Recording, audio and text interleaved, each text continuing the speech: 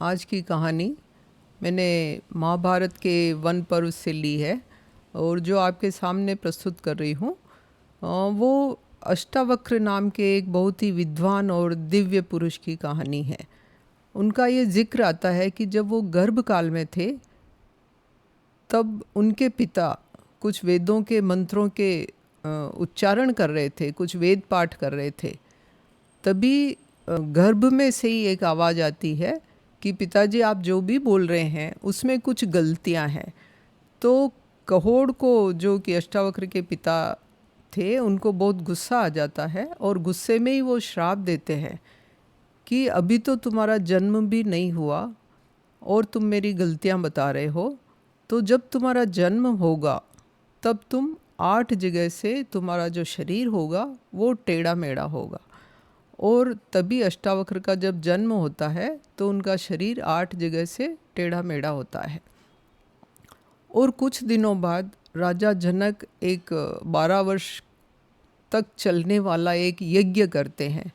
तो कहोड़, जो कि अष्टावक्र के पिता हैं, वो तो उस यज्ञ में चले जाते हैं क्योंकि राजा जनक ने एक घोषणा की थी कि उनके राज्य में जितने भी विद्वान और ब्राह्मण लोग हैं वो उस यज्ञ में आए और एक बंदी नाम के पंडित हैं उनसे शास्त्रार्थ करें। कुछ समय बाद जब अष्टावक्र करीबन 12 वर्ष के हो जाते हैं तब उनको ऐसा पता चलता है कि उनके पिता जो राजा जनक के दरबार में गए हुए हैं वो शास्त्रार्थ में हार रहे हैं। और यही सोच के कि मुझे इस वक्त मेरे पिता की मदद करनी चाहिए, तो वो राजा जनक के दरबार में जाने के लिए वहाँ से रवाना होते हैं। और राजा जनक के जब दरबार में पहुँचते हैं तो जो दरबान होता है गेट पे ही, वो उसको टोक देता है कि यहाँ बालकों के जाने की मनाही है, इसलिए तुम अंदर नहीं जा सकते। तो अष्टावक्र कहते हैं कि जिसने वेदों का अध्ययन किया है वो वेदों का ज्ञाता है, इसलिए तुम मुझे रोक नहीं सकते। और इस तरह से वो उसको अलाउ कर देते हैं। फिर वो राजा के दरबार में, जनक के दरबार में पहुंचते हैं। तो दरबार में जितने भी दरबारी होते हैं वो अष्टावक्र को देख के एकदम से हंसने लगते हैं और राजा भी हंसने लगता है क्योंकि उनका शरीर 8 जगह से टेढ़ा मेढ़ा होता है। तब अष्टावक्र कहते हैं कि हे राजन, तुमने ये जो विद्वानों की सभा बुलाई है ये सही मायने में चर्मकारों की सभा है। चर्मकार मतलब ये चमड़े के व्यापारी हैं जो बाहरी चमड़ी को देख के मेरा मजाक उड़ा रहे हैं, इनको आत्मा का ज्ञान नहीं है। ये सुन के सब पंडित लोग गुस्सा हो जाते हैं और राजा जनक एकदम गंभीर हो जाते हैं और उनको पूछते हैं कि हे बालक, तुम्हारा आना कैसे हुआ? मेरा नाम अष्टावक्र है और मैं, जो मेरे पिता हैं कहोड़ यहाँ आए हुए हैं, वो शास्त्रार्थ करने आए थे, लेकिन उनको मैं नहीं देख रहा हूँ, तो मैं शास्त्रार्थ करने आया हूँ। और जो भी आपके ये मैंने सुना है कि जो बंडी एक पंडित है वो सबको शास्त्रार्थ में हरा रहा है और हारने वाले को उसकी शर्त के अनुसार वो पानी में डुबो रहा है, तो मैं पंडित बंडी से ही शास्त्रार्थ करना चाहूँगा। तो राजा जनक पंडित बंडी से उसको मिलवा देते हैं। फिर दोनों के बीच में शास्त्रार्थ होता है। तो शास्त्रार्थ में बंडी ये कंडीशन रखते हैं कि जो हार जाएगा उसको मैं पानी में डुबो दूंगा। तो अष्टावक्र मान जाते हैं।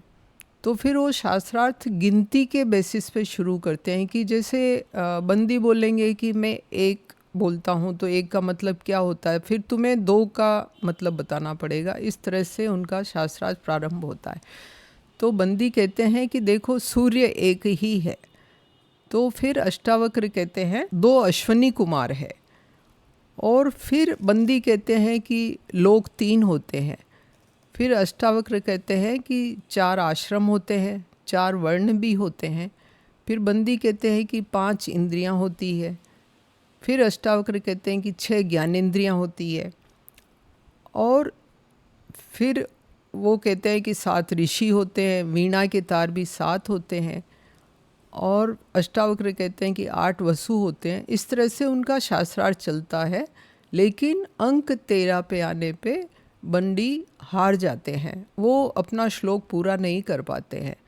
तो अष्टावक्र उस श्लोक को पूरा करते हैं और शर्त के अनुसार उनको बंडी को पानी में डूबना पड़ता है। तो वो कहते हैं कि मैं वरुण की संतान हूँ और मेरे पिता भी 12 वर्ष तक का जो यज्ञ कर रहे हैं, मैं सब जितने भी पंडित लोग पानी में डुबोए हैं, मैंने सबको उनके पास यज्ञ पूरा करने के लिए भेजा है।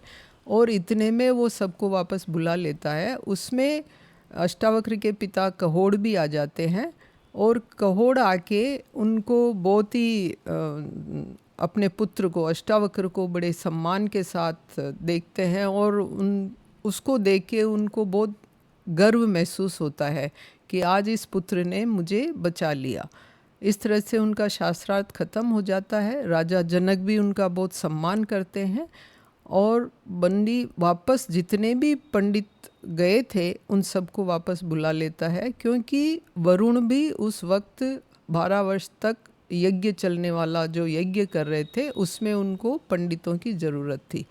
इस तरह से वापस कहोड़ उसको एक तरह से वरदान देते हैं कि तुम्हारा जो अंग जो 8 जगह से टेढ़ा हुआ था मेरे श्राप की वजह से, वो अब सीधा हो जाए। और फिर वो दोनों खुशी खुशी वापस अपने घर जाते हैं।